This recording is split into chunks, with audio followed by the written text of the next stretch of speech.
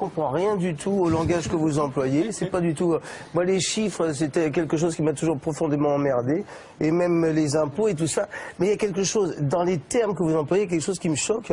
Là, dans le truc, l'autre, il parle de solidarité à propos des impôts, que ça soit solidaire. Moi, je conçois aucune solidarité dans la volonté d'enrichissement, de capitaliser, comme vous dites, dans cette sorte de dignité qui a à accumuler des biens.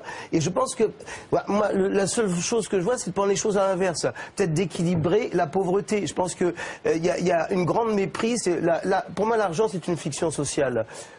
Fernando Pessoa l'a dit très bien dans Le banquier anarchiste. C'est une fiction sociale contre laquelle il faut lutter.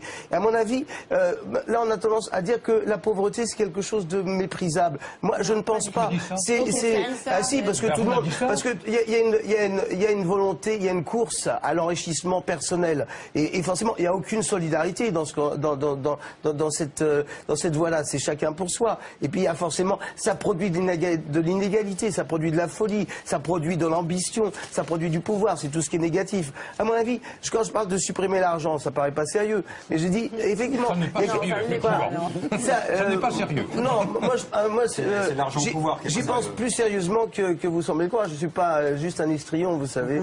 Et je pense que de trouver une dignité dans, effectivement, la pauvreté, je dis pas la misère, mais que de se passer, de pas être forcément d'être là, de ne pas être poussé à la consommation effrénée, de prendre des choses, d'acheter. Je trouve ça profondément malsain, et ça rend l'homme dingue en plus. Mais ça, chacun fait ce qu'il veut, nous ne sommes pas du tout des apôtres de la consommation. Si, parce qu'il y a un exemple qui que nous disons simplement. Juste, Pascal Salin, le mot de la fin, avant que je retrouve Fatima Buteau.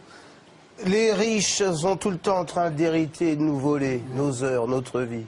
Au lieu de tous ces poteaux Michelin contre les accidents dont on se fout bien, le convenable voudrait voir placer partout des pancartes salutaires sur les plages, les landes, les bois.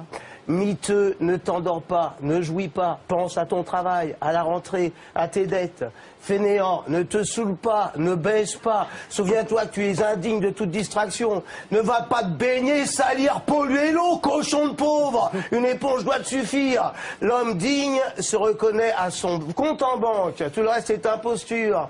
Foutez le camp, crasseux, méchants clowns, vous nous soulevez le cœur. Les riches sont tout le temps en train d'hériter, nous voler nos biens, notre vie. Leurs enfants en train de nous couvrir d'ordures et nous faire savoir ce que pensent leurs parents.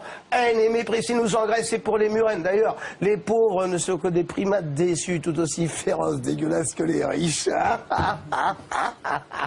C'est pas Shakespeare, c'est Louis-Ferdinand Céline, excusez-moi du peu. merci Denis Lavant, c'était le mot de la...